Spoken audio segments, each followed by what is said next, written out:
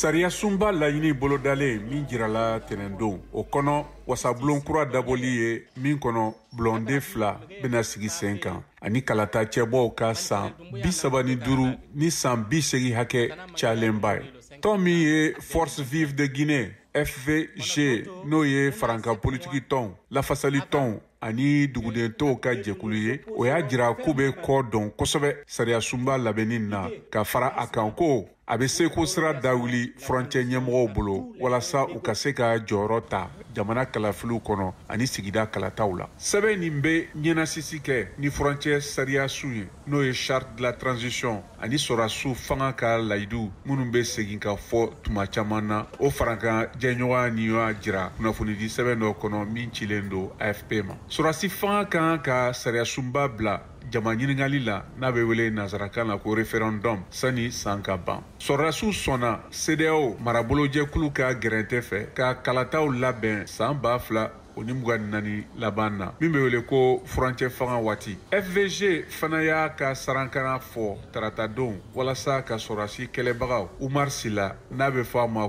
kosɛbɛ ko Fonikɛ Menge ani Mamadu Biloba ka bila teliya la ka sɔrɔ a ma kɛ ni sariya ye. O cɛ 2 ninnu tununa u minɛni kɔfɛ juillet kalo o tile 9 ka kɛɲɛ ni Front National de la Défense de la Constitution FNDC ka fɔ ye n'o ye bɛɛjɛ fanga dɛmɛjɛkulu ye.